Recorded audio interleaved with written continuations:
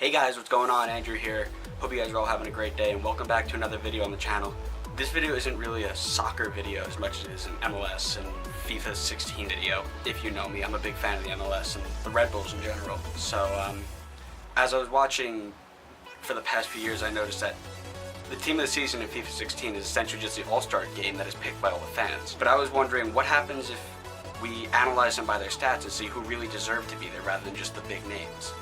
And then the MLS team of the season was created, statistically.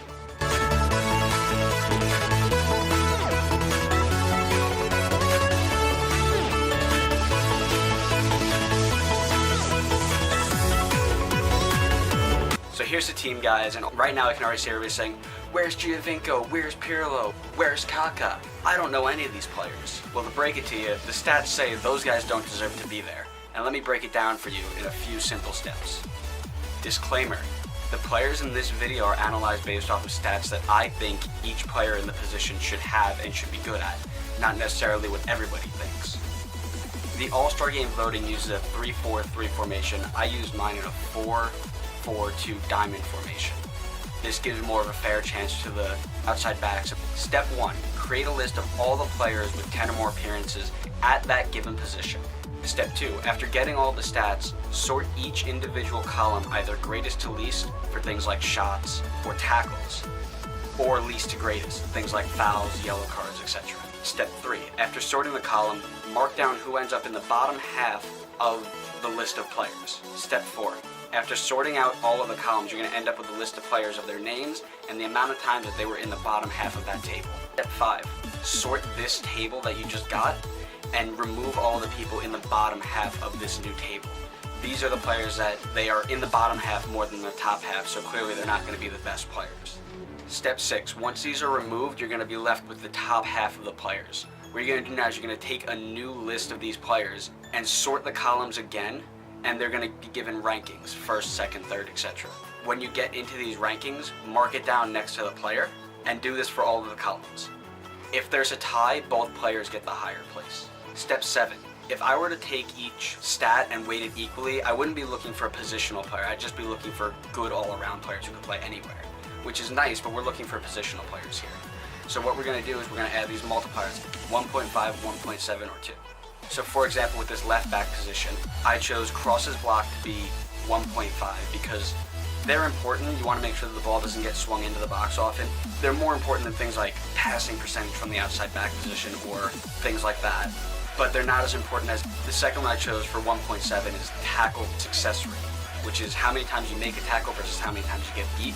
I think that's really important, obviously, because if you're an outside back, you don't want to get beat. That just gives them a free shot into the box. And finally, the one I put the 2 multiplier on was crosses completed. I like having my outside backs get forward, swing the ball in, and create really good scoring opportunities for my forwards. Lastly, after you finish all of these rankings, take the average of all the rankings for each stat that you've done, and the player with the lowest average ranking is the best player for your position.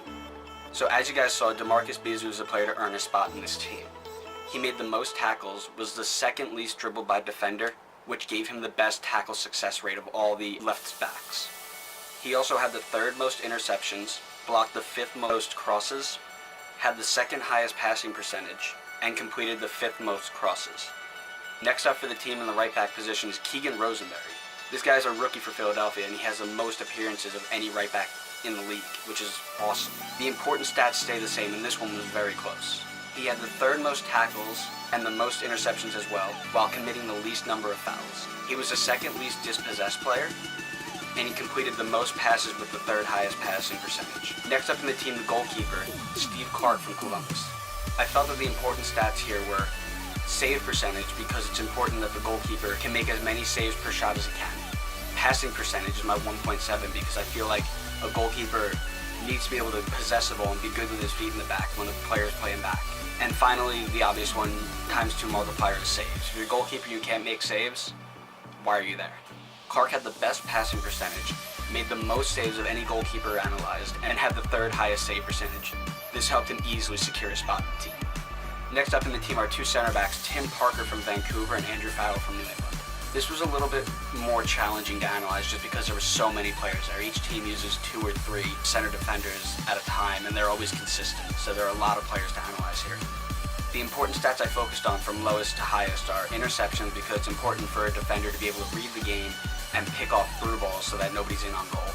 Then I went with headers 1 because I like my center backs to be big enforcers in the back. I like them to be challenging every header, winning it and sending it right back into the opposing half if it's a goal kick or a punt, or if it's a corner or a cross to head the ball clear.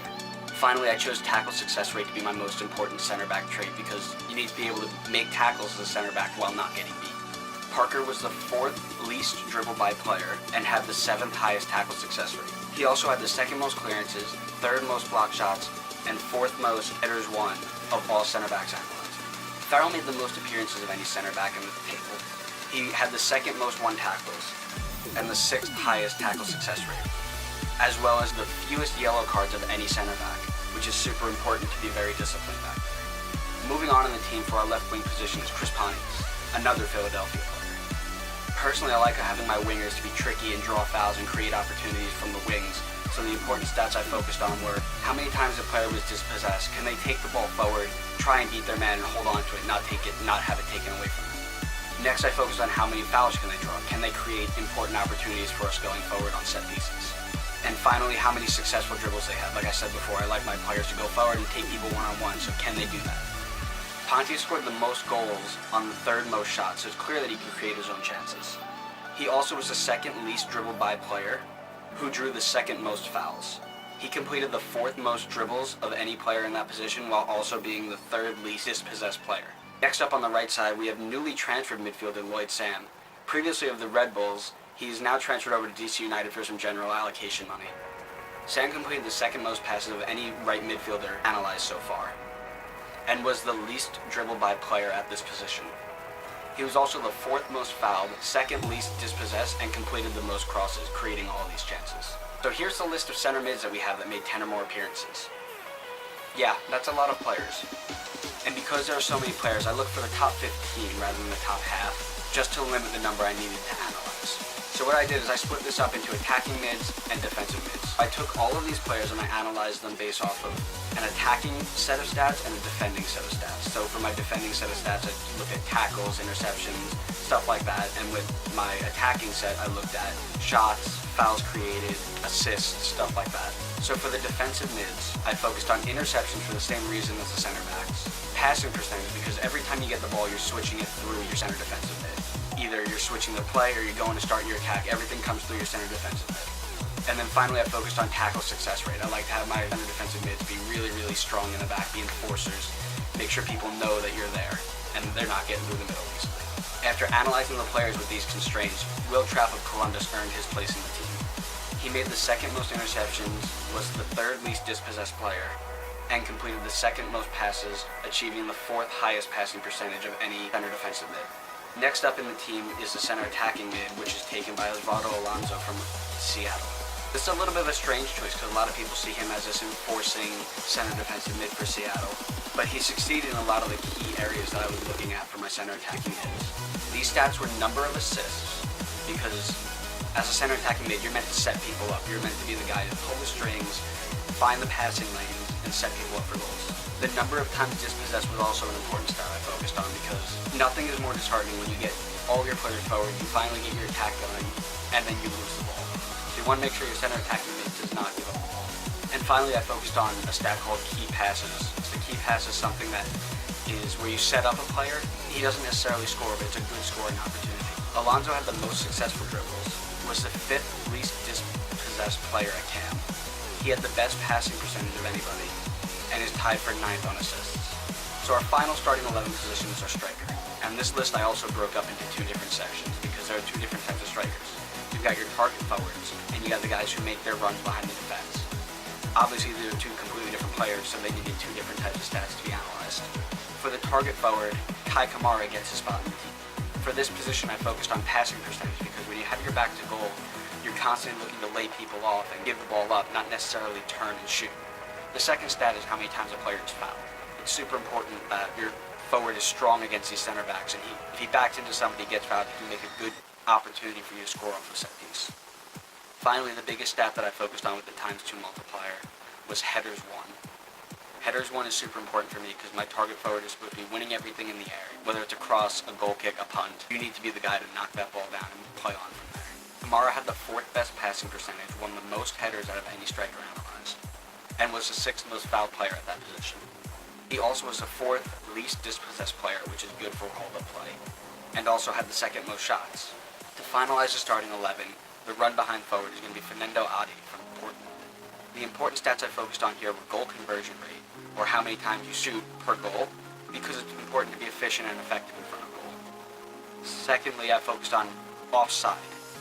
There is nothing worse than when you're running in on goal, finally getting in behind the defense, scoring a goal, and then looking over seeing the flag. And then finally, the times 2 multipliers given on goals. Clearly, if you're going to be the run behind forward, you're going to be the one who's scoring the goals. So Adi had the 2nd most goals of any forward analyzed, while having the best conversion rate of almost 25%. That's almost a goal every 4 shots. This guy is going to score you goals. He also made the 2nd most appearances, and was the 2nd least dispossessed player on the field. Now, a lot of players that we analyzed here were really close to breaking into the top 11, but just missed it off by a stat or 2, so they get a spot on the bench here. Our backup goalkeeper is Colorado's Zach McMahon, who's having a great season so far, racking up the 4th highest save percentage. The backup outside back for this team is going to be Sal Zizzo from the New York Red Bulls. Sal Zizzo, when he does play, makes an impact off it. He has made the most tackles and completed the 3rd most crosses of any right back analyzed. The backup center back is Bernardes from San Jose. He's had a solid year for San Jose, making the 4th most interceptions and tackles, while also having the 5th highest tackle success rate. Backup wingers are Mike Roa from New York Red Bulls, who racked up the joint most goals from left mid with 6, tied with Chris Pontius, and the 3rd most successful dribbles on the way to another successful campaign for him. On the right side, Alberto Quintero is also a backup. He has the best passing percentage, and the most tackles of any assessed right mid. Lee Wynn is our next player here. The center attacking mid from New England has the most goals at that center mid position, and is the 5th most fouled center mid assessed. And finally, the last player, and it kills me to say this, but he is having a pretty decent year, is the leading goal scorer in the league right now, David Villa. Like I said, he's got 12, 13 goals this season. The only reason he didn't make the starting 11 this year is because his 12 or 13 goals have come on 107 shots. So he's not going to do it for you very effectively. He's just going to get them eventually. Yeah, he has had a good year, and he did get one in the first win that they had in the New York Derby. But I still like to remember the games where he didn't have one. But that's it for the MLS Statistics Team of the Season, guys. Thank you so much for watching. I hope you guys enjoyed it. If you liked it, give it a thumbs up. If not, let me know why in the comments. Maybe you have different thoughts about what stats should be analyzed or stressed, or who should be playing where. So let me know down below. If you want to see me do this again with other types of Team of the Years or Team of the Seasons for next year's FIFA 17, let me know in the comments. Tell me which league you want me to do. Be sure to share this around, and maybe EA will change their player rating system, or Don Garber will see this and will understand to choose commissioner picks for people who deserve it, and not people who just walked onto the country. Yes, I'm talking to you, Lampard and Gerrard. But yeah, anyways, guys, thank you guys so much for watching. I hope you guys enjoyed. Comment which team you think I should do next, and subscribe if you're new. But until next time, guys, be good.